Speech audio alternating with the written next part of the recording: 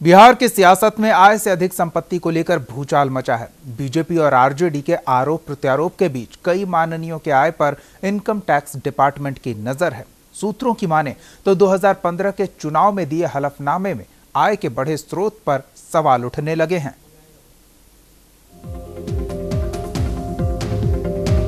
आयकर विभाग के सूत्रों की माने तो बिहार के करीब करीब सभी दलों के माननीयों की आय पर आयकर विभाग की सख्त नजर है। 2015 के विधानसभा चुनाव में जनप्रतिनिधियों के हलफनामे में कई कमियां सामने आई हैं। गौर करने वाली बात यह है कि 2015 में दूसरी या तीसरी बार विधायक बने जनप्रतिनिधियों के हलफनामे की जांच के दौरान करीब 83 विधायकों की संपत्ति में 4 से 5 गुना तक बढ़ोतरी हो गई।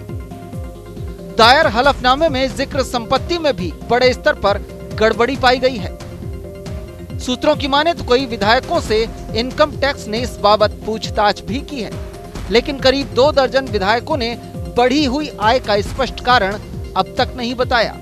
तो क्या आयकर विभाग शिकंजा कसेगा? वैसे सत्ता पक्ष का मानना है कि आयकर विभाग अपने हिसाब से काम कर रहा है। वर्तमान सरकार भ्रष्टाचार के मामले में कोई समझौता नहीं करेगी। संपत्ति के पर जदयू ने अपना स्टैंड कितनी बार स्पष्ट किया है और भ्रष्टाचार के मुद्दे पर जदयू का जीरो टॉलरेंस की नीति है। उसी के तहत अगर भ्रष्टाचार के खिलाफ अगर कोई भी सरकार, केंद्र सरकार भी लड़ाई लड़ती है तो वो काले धन पे भ्रष्टाचार के खिलाफ, बेनामी संपत्ति के खिलाफ जदयू ने अपना स्टैंड रुका स्पष्ट करते हुए उसका साथ देने का किया है। इसके साथ में अगर कानूनी अड़चन में कोई व्यक्ति अगर रिक्वायर्ड है कोई नेता को कि उन्हें अपने पूरे एसेट्स को डिक्लेयर करने हैं कानून के तहत, और अगर उन्होंने एसेट्स नहीं डिक्लेयर किया है तो इस बात में भी जदयू का मानना है कि कानून अपना काम करेगा और कानून में जो स्पष्ट प्रावधान होंगे उसके मुताबिक अपना काम होगा। अगर किन्हीं नेता को, किसी व्यक्ति को अपने एसेट्स को डिक्लेयर करने हैं तो उन्हें करने हैं। अगर कोई व्यक्ति नहीं करता है, कानून का उल्लंघन करता है, तो कानून जैसे अपना काम करेगा वैसे करेगा। मामला जेडीयू या सिर्फ आरजेडी का नहीं है, इसमें बीजेपी के भी कई विधायक शामिल हैं और इनके हलफनामे में कुछ ही साल के अंदर 50 लाख से 1 करोड़ तक की बेनामी संपत्ति है। वैसे चर्चा तो इस बात की भी है कि आयकर विभाग ऐसे लोगों पर 300% पेनल्टी और मुकदमा भी दायर कर सकता है। वैसे विपक्ष का इस मामले में तर्क है कि ये एक सामान्य प्रक्रिया है, जैसे हलफनामे को लेकर नोटिस दिया गया है वो अपना पक्ष आयकर विभाग के सामने रखेगा।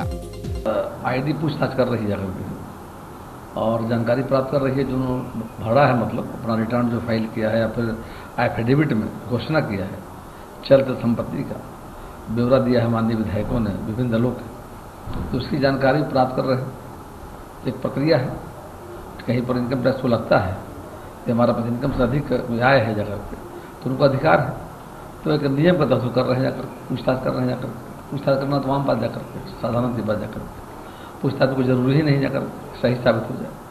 यदि उनका उत्तर सही हो जाएगा, मान लीजिए सही ढंग से दे देंगे जाकर, तो मैं समझता हूँ कहीं दिक्कत नहीं जाकर। बहरहाल पक्ष और विपक्ष चाहे जो सफाई दे, लेकिन सवाल यह है कि महज कुछ साल के अंदर इन माननीयों की संपत्ति में इतना इजाफा आखिर कैसे हो गया और क्या इस बार आयकर विभाग सख्त कदम उठाएगा? सवाल ये भी है कि ऐसे लोगों के खिलाफ पार्टी क्या रुख अपनाती है। पटना से अमित कुमार की रिपोर्ट, न्यूज इंडिया। हमारे संवाददाता अमित कुमार हमारे साथ फोन लाइन पे जुड़े हुए हैं। अमित, आरोप प्रत्यारोप तो हर दल के सदस्य एक दूसरे पर लगाते ही रहे, लेकिन अब इनकम टैक्स की ओर से कार्रवाई शुरू होने की जानकारी सामने आ रही है और कार्रवाई हर दल के नेता हैं इस लिस्ट में। देखिए दीपक, जो सूत्र बताते हैं आयकर विभाग के, उसके हिसाब से लगभग 20 दिनों के अंदर जो ऐसे लोग हैं उनके ऊपर कार्रवाई संभव है, क्योंकि जो लगभग 83 से अधिक ऐसे लोग हैं जो दूसरी या तीसरी बार उन्होंने चुनाव लड़ा, जो हलफनामे उन्होंने पेश किए, उस हलफनामे से साफ हुआ है कि लगभग 5%, किन्हीं का 3 एवं किसी का 5% संपत्ति है उनका इजाफा हुआ। सबसे चौंकाने वाले जो तथ्य हैं जो बता रहे हैं आयकर विभाग की तरफ से, जो सूत्र बता रहे हैं उसके हिसाब से वैसे लगभग 11 से अधिक लोग हैं जिनकी संपत्ति 50 लाख से 1 करोड़ तक की बढ़ी, लेकिन उनके पास ये आखिर किस माध्यम से ये पैसे उनके बढ़े हैं, ये स्पष्टीकरण करने में ये कहीं न कहीं फेल हुए हैं। वैसे अब तक इसे सार्वजनिक नहीं किया गया है, लेकिन जिस तरह लगातार बिहार में, क्योंकि आपने देखा जेडीयू हो या फिर बीजेपी हो, इसमें आरजेडी के हैं, आरजेडी के भी कई लोग हैं वो शामिल है। वैसे कांग्रेस को लेकर एक अच्छी खबर है कि कांग्रेस के ऐसे कोई भी सदस्य नहीं है जिनके ऊपर आयकर ने इस तरह से शिकंजा कसा है, लेकिन इसमें तीनों तरह के लोग हैं, जेडीयू, आरजेडी और कांग्रेस।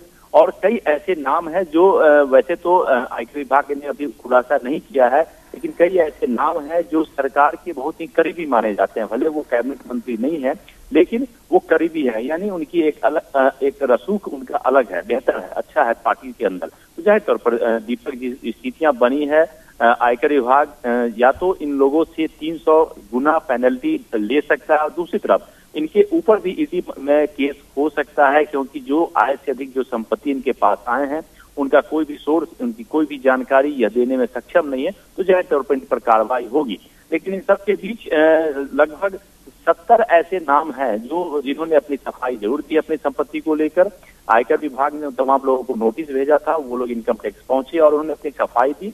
वैसे कुछ ऐसे और भी नाम आ सकते हैं सामने जिनके जो अब तक की जो संपत्ति अर्जित हुई है महज कुछ वर्षों के अंदर, उसको लेकर कहीं न कहीं आयकर विभाग जो है जांच कर रही है, और जांच के बाद संभवतः उनके ऊपर भी कार्रवाई हो सकती है। दीपक जी, धन्यवाद अमित इन जानकारियों के लिए। आप हमारे चैनल को YouTube पर सब्सक्राइब कर सकते हैं न्यूज इंडिया निम्स पर।